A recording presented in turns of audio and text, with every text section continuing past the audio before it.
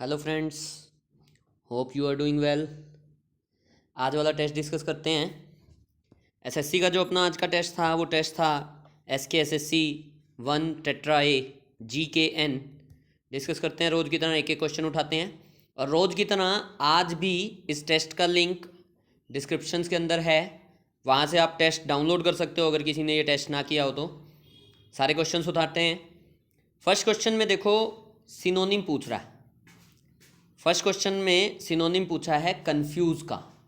ठीक है, वर्ड है कंफ्यूज। कंफ्यूज का मीनिंग तो सबको पता है, सिनोनिम में थोड़ी सी प्रॉब्लम आ सकती थी। ठीक है, लेकिन क्लासेस के अंदर बहुत बारी हमने ऑप्शन इसका किया हुआ है। सेकंड ऑप्शन जो है परप्लेक्स, वही इस वर्ड का सिनोनिम है। फर्स्ट वर्ड जो है ना एक्सप्लिकेट, तो एक्सप्लिकेट का मतलब ये देखो, एक्सप्लेन प्लस पीछे एट लगा है। एट का मीनिंग होता है करना।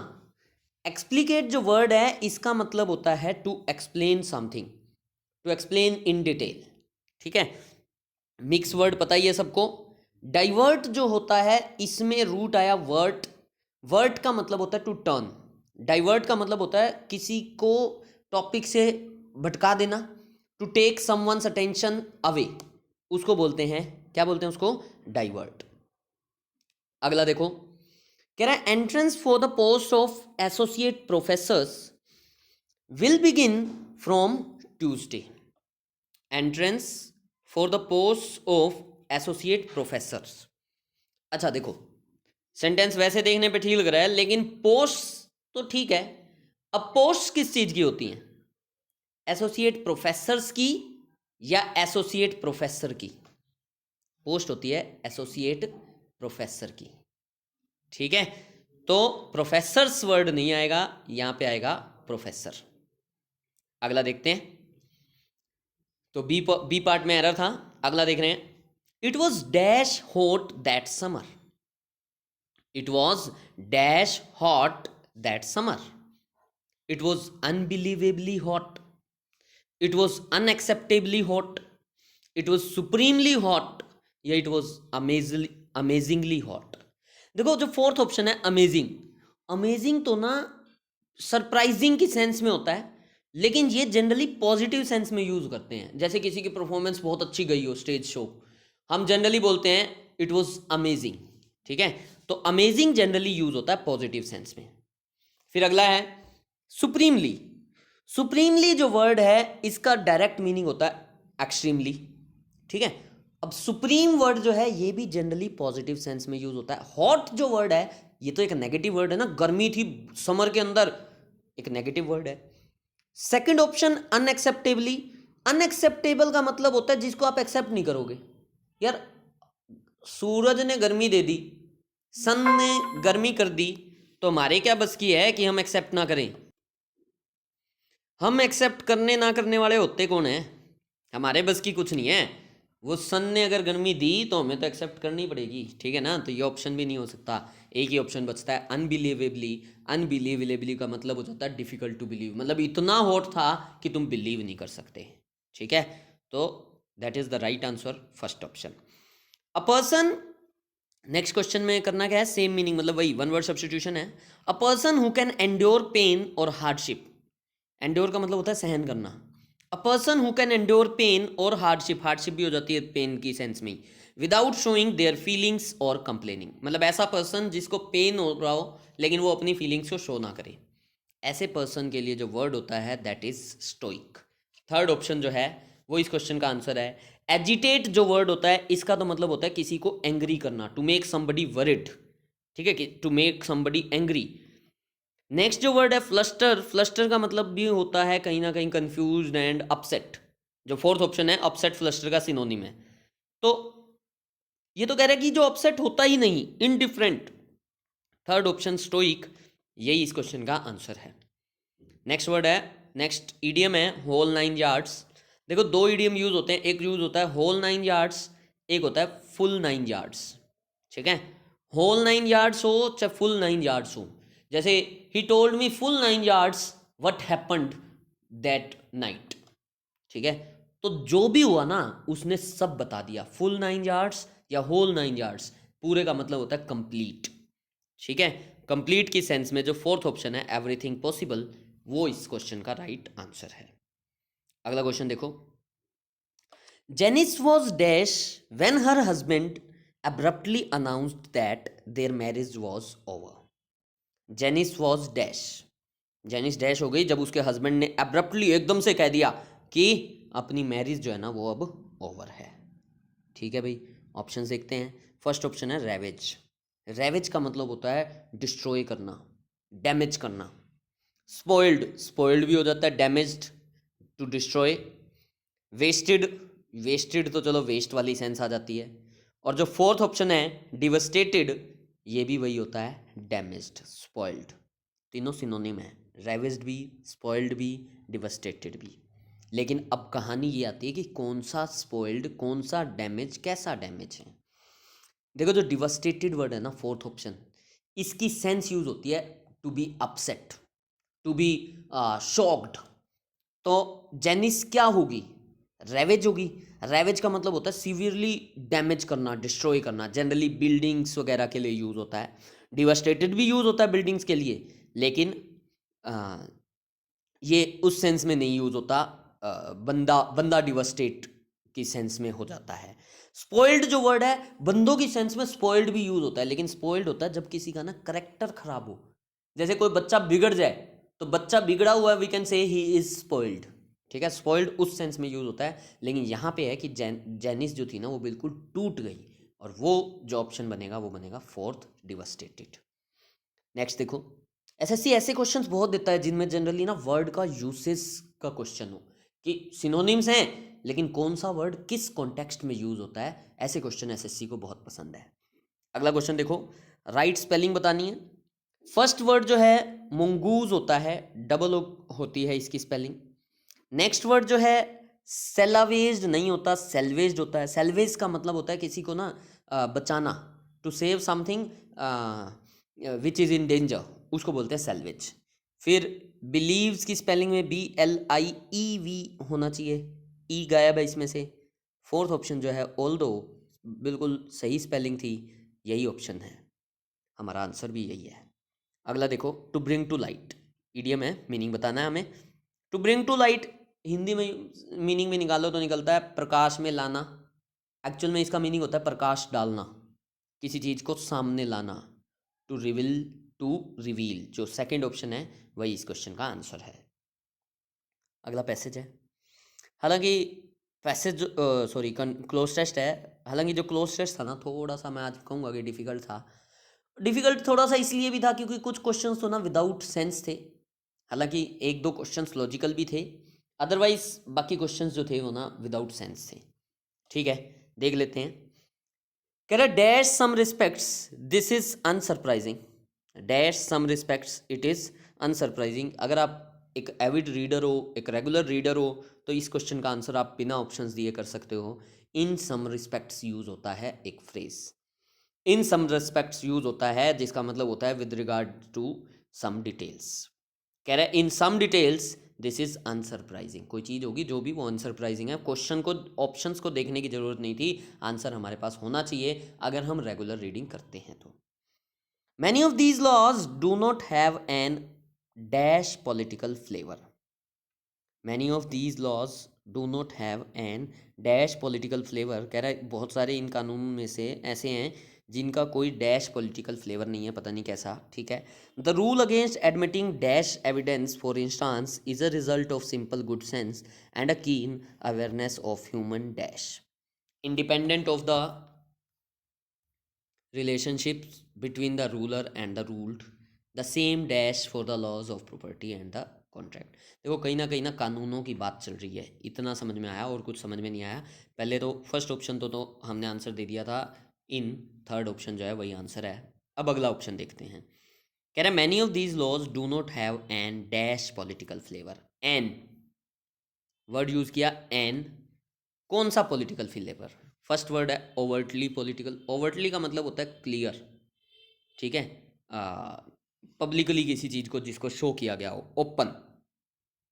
नेक्स्ट वर्ड है एडिक्वेटली, एडिक्वेटली जो वर्ड है, एडिक्वेट का मतलब होता है इनफ। ठीक है, तो एडिक्वेटली पॉलिटिकल फ्लेवर मतलब इनफ पॉलिटिकल फ्लेवर नहीं है। Averagely political, usually political flavour, average का मतलब पता नहीं, उस सेंस में मेरे को तो नहीं लग रहा। एबंडेंटली, एबंडेंटली का मतलब होता है एक्सट्रीमली, तो एक्सट्रीमली पॉलिटिकल फ्लेवर नहीं है। देखो दो ऑप्शन में थोड़ा सा जा सकते थे, एक ओवर्टली और एक एडिक्वेटली, ठीक है। अब इनमें ना अगर आप देखो तो एडिक्वेटली तो यूज़ होता है किसी पर्टिकुलर पर्पस के लिए। भाई जैसे मैं कहूँ कि ये चीज़ एडिक्वेट है, मैंने कहा कि मेरे को थोड़ी सी शुगर चाहिए। अब किसी ने पूछा सर कितनी चाहिए, मैंने कहा 1 स्पून, बोला कि सर ठीक है ले लो। अब 1 स्पून देने के बाद वो कहे सर और तो नहीं चाहिए, मैंने कहा नहीं यार इतनी मुझे एडिक्वेट है। तो एडिक्वेट का तो मतलब हो गया किसी पर्टिकुलर पर्पस के लिए। अब यहाँ पे कोई पर्टिकुलर पर्पस तो डिफाइन नहीं किया इसने कहीं पे भी। देखो क्या लिख रहा है, कह रहा है these laws do not have an dash political flavour. किस पर्पस के लिए, एडिक्वेटली वर्ड भी नहीं आ सकता। तो ऑप्शन जो बचता है दैट इज ओवर्टली, जिसका मतलब होता है पब्लिकली शोन, पब्लिकली डन। तो कह रहे हैं इनमें कोई पॉलिटिकल फ्लेवर नहीं है। फिर कह रहा है the rule against admitting dash evidence. अब एविडेंस देखने हैं, कौन से एविडेंस हैं। यस, कह रहा है rules for admitting dash evidence, gossip evidence, rumour evidence, scandal evidence या हियरसे एविडेंस। देखो वैसे तो ना 3 ऑप्शन सिनोनिम है यहाँ पे, गोसिप, र्यूमर और हियरसे। तीनों का मतलब ही होता है अफवाह, ठीक है। स्कैंडल हो जाता है कांड, तो ठीक है स्कैंडल एविडेंस की तो कोई सेंस पता नहीं यहाँ पे। तो वैसे अगर देखा जाए ना, एक टेक्निकल लैंग्वेज का वर्ड अगर आपको पता हो तब तो आप इस क्वेश्चन का आंसर दे सकते हो, अदरवाइज आप इस क्वेश्चन का आंसर नहीं दे सकते, क्योंकि तीनों सिनोनिम थे और स्कैंडल यहाँ पे फिट नहीं हो रहा था मेरे हिसाब से, तो चारों फिट नहीं हो रहे। लेकिन जो आंसर है ना वो आंसर है हियर से एविडेंस। टेक्निकल लैंग्वेज होती है, टेक्निकल लैंग्वेज मतलब कानून की जो लैंग्वेज है उस लैंग्वेज में हियर से एविडेंस यूज होता है। हियर से एविडेंस का मतलब होता है एक, जैसे कोर्ट के बाहर मैंने किसी के लिए कोई स्टेटमेंट दी थी, ठीक है, और मैं कोर्ट में नहीं गया वो स्टेटमेंट देने के लिए, तो कोर्ट के ऊपर डिपेंडेंट है कि वो उसको माने या ना माने। जनरली यही होता है कि कोर्ट के बाहर दी गई स्टेटमेंट को कोर्ट नहीं मानता है, ठीक है ना। तो ऐसे एविडेंस को बोला जाता है हियर से एविडेंस। मैंने कोर्ट के अंदर गवाही नहीं दी जाके, मैंने बाहर गवाही दे दी, इसको बोलते हैं हियर से एविडेंस। हियर से एविडेंस का मतलब ये होता है a statement made out of court that is offered in court as evidence, और जिसको कहा गया कि कोर्ट में इसको आप एविडेंस मान लो, ठीक है। लेकिन कोर्ट जनरली इस एविडेंस को मानती नहीं है, ठीक है जी। तो यहाँ पे वही टेक्निकल लैंग्वेज का वर्ड आपको पता था hearsay evidence, then only you could have answered this question. And again इस टाइप के आंसर्स हमें पता कैसे लगेंगे, अब हम सारे के सारे एलएलबी तो नहीं कर रहे, कानून की पढ़ाई कहाँ करेंगे हम। ये सारे आंसर्स हमें पता लगते हैं न्यूज़पेपर से। अगर हम न्यूज़पेपर की रीडिंग रेगुलर कर रहे हैं तभी हम इस टाइप के क्वेश्चंस को आंसर कर सकते हैं। अगला क्वेश्चन देख रहे हैं, कह रहा है the rule against admitting here से एविडेंस। भाई जो रूल है कि हम इसको एडमिट नहीं करेंगे एविडेंस को, for instance is a result of simple good sense. भाई ये तो सिंपल गुड सेंस है ना, बाहर किसी ने क्या कहा हम क्यों माने, हमारे सामने कोई कहेगा तभी हम मानेंगे। And a keen awareness of human dash, and a keen awareness of human dash, human biology. Awareness किसकी होगी, ह्यूमन बायोलॉजी की, ह्यूमन नेचर की, ह्यूमन पर्सनैलिटी की, या ह्यूमन क्वालिटी की।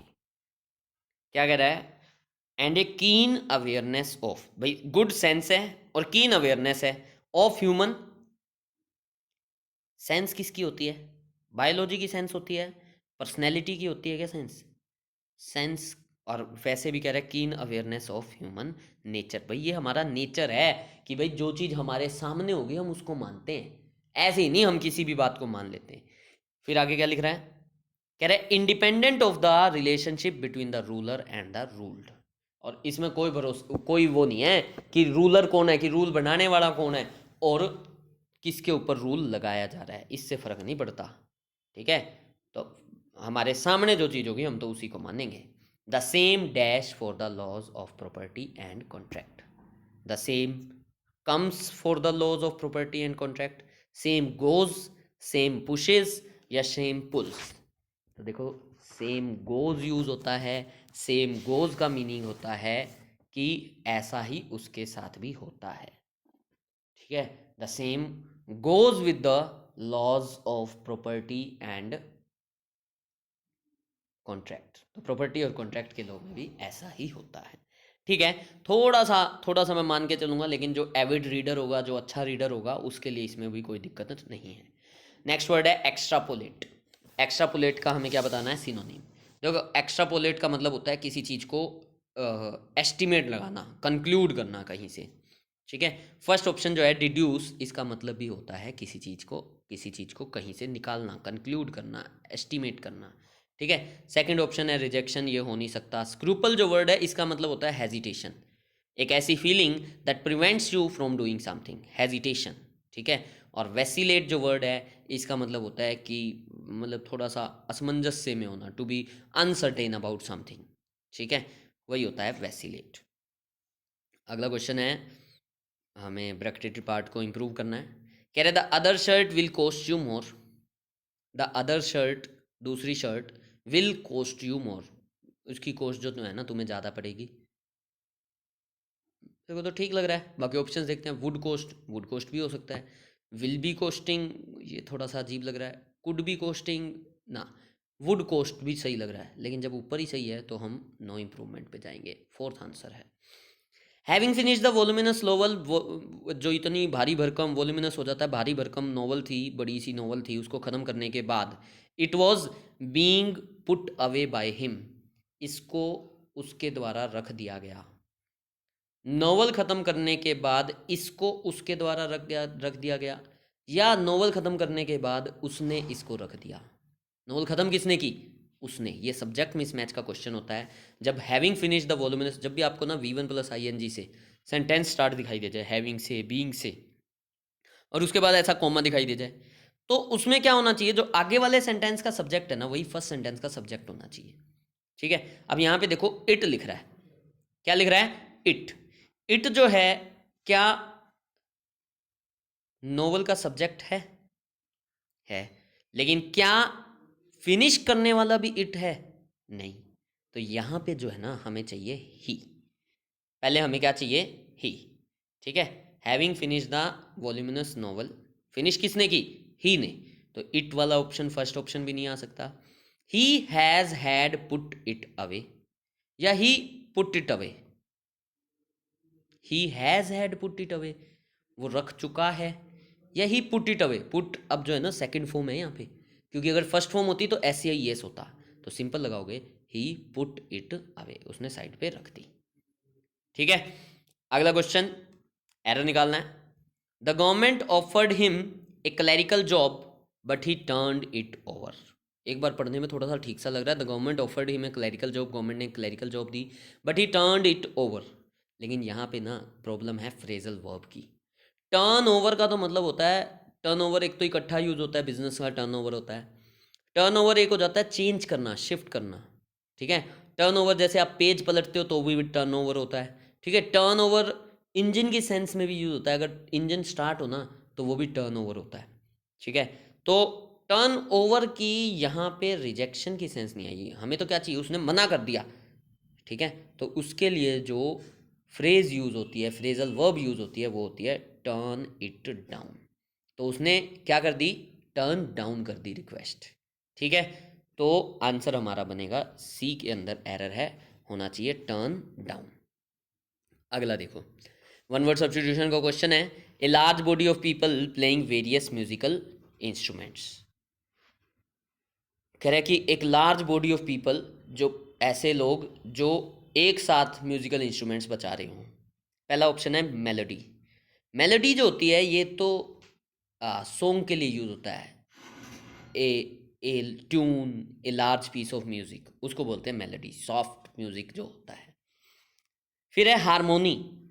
हारमोनी जो वर्ड है, इसका तो मतलब होता है जब काफ़ी लोगों के बीच में सामंजस्य जैसा जो वर्ड हो, ठीक है ना। तो म्यूजिक के लिए भी यूज होता है, एक प्लीजेंट म्यूजिक जिसमें डिफरेंट चीज़ें एक साथ मिक्स की गई हूँ, उसको बोलते हैं हारमोनी।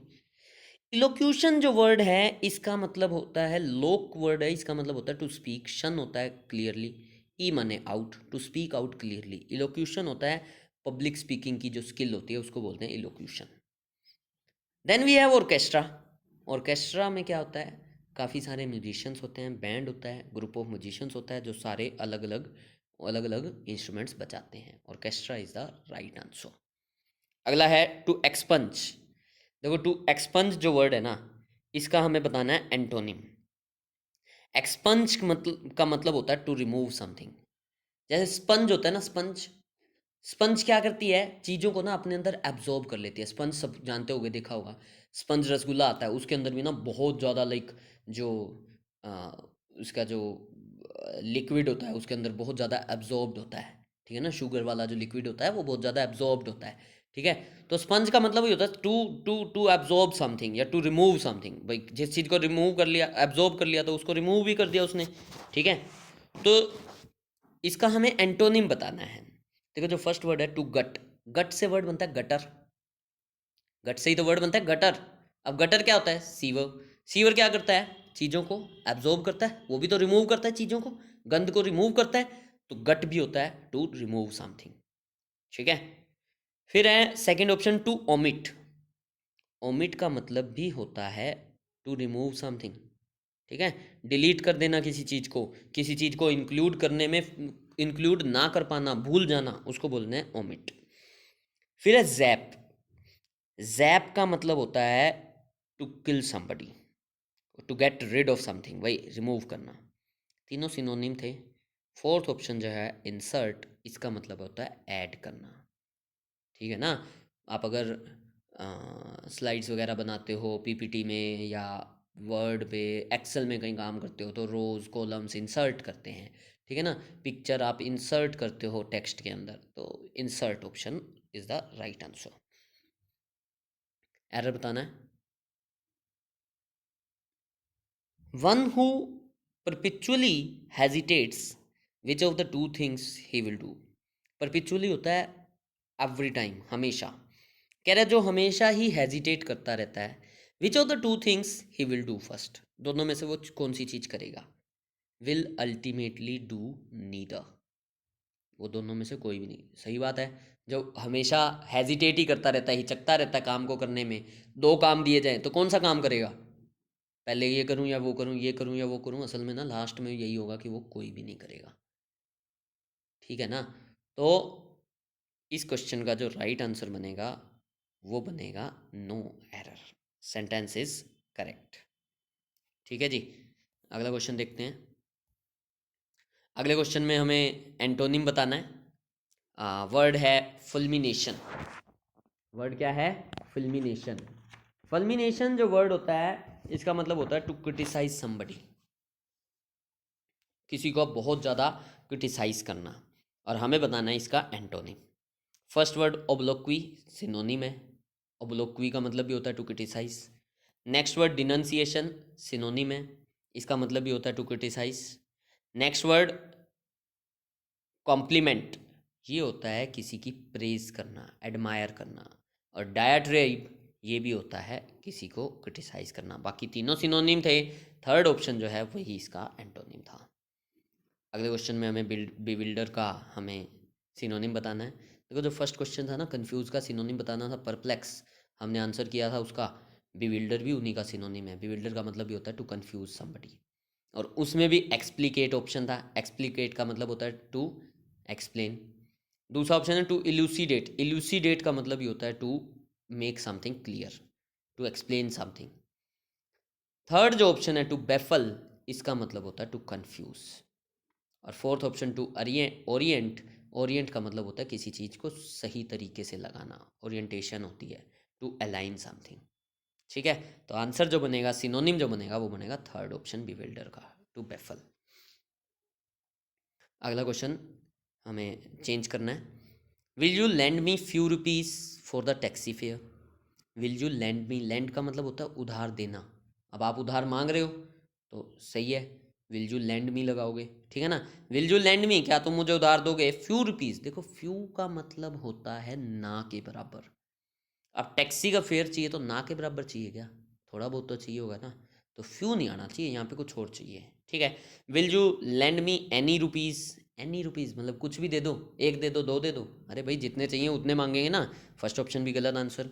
लैंड मी ए फ्यू रुपीज़, ठीक है भाई, ए फ्यू का मतलब होता है थोड़ा बहुत, फ्यू होता है ना के बराबर, ए फ्यू होता है थोड़ा बहुत, तो थोड़े बहुत तो चाहिए ना, शायद ये आंसर हो सकता है, लेकिन पहले हम अगले दो ऑप्शन देखेंगे। Can you will you borrow me borrow a few rupees for the, will you borrow a few rupees, क्या तुम उधार लोगे? उधार लोगे क्यों भाई, चाहिए तो हमारे को, सेंस ही चेंज कर दी हमने, और नो इम्प्रूवमेंट हो नहीं सकता, तो answer will be will you lend me A few rupees. ठीक है जी। अगला देखो, बोरो का मतलब होता है उधार, जैसे अगर मैं यहाँ ये बोलता ना कैन आई बोरो, तब ठीक था, लेकिन कह रहा है विल यू, तो विल यू को वो तो हमें लैंड करेगा, लैंड हो जाता है उधार देना, बोरो होता है उधार लेना। I was conscious dash a break in my voice, I was conscious, देखो कॉन्शियस के बाद ना ऑफ आता है, मतलब पता नहीं मेरे को तो बोलते हुए बार बार बोलने का डैश बोलने का मन ही नहीं कर रहा था, कॉन्शियस के बाद हमेशा ऑफ आता है। I was conscious of a break in my voice. ऐसे क्वेश्चन को तो ना देखने की जरूरत नहीं होनी चाहिए अगर आप डेली रीडिंग कर रहे हो। देख लो अल्टीमेटली पहले क्वेश्चन से स्टार्ट हुआ था मैं, दूसरा क्वेश्चन आ गया, तीसरा क्वेश्चन आ गया, हर तीसरे क्वेश्चन पे ना मैं यही कह देता हूँ कि रीडिंग करते हो अगर, तो रीडिंग करते हो अगर, तो रीडिंग ही हर चीज़ का इलाज है। ठीक है जी। अगला क्वेश्चन देखो, आई एम सॉरी, एरर बताना है, I am sorry worrying you of my troubles but I could not help. कह रहा है I am sorry worrying you, देखो सॉरी वर्ब है, उसके बाद कुछ चाहिए होता है, यहाँ आएगा I am sorry for worrying you of my troubles. कह रहा है I am sorry for worrying you of my troubles but I could not help, लेकिन मैं इस पर मेरा कंट्रोल नहीं है। कुड नॉट हेल्प हमने अभी लास्ट टेस्ट में भी डिस्कस किया था। तो ओवरऑल देखा जाए आज के टेस्ट में क्लोज टेस्ट को छोड़ के बाकी जो सारे क्वेश्चन थे बिल्कुल इजी थे। क्लोज टेस्ट जो था थोड़ा सा, बहुत मुश्किल नहीं कहूँगा मैं, थोड़ा सा डिफिकल्ट था, लेकिन इसमें भी क्लोज टेस्ट में इजीली 2 से 3 क्वेश्चन तो बहुत इजी थे, डायरेक्ट ऑप्शंस में विदाउट ऑप्शंस में जाए भी आप आंसर कर सकते थे। तो ओवरऑल टेस्ट वाज इजी। थोड़ा सा वही टाइम देना स्टार्ट करो, एनालाइज ज़रूर किया करो, एक भी एनालिसिस का वीडियो आपको नहीं छोड़ना है। ठीक है जी, चलो फिर, थैंक यू फ्रेंड्स।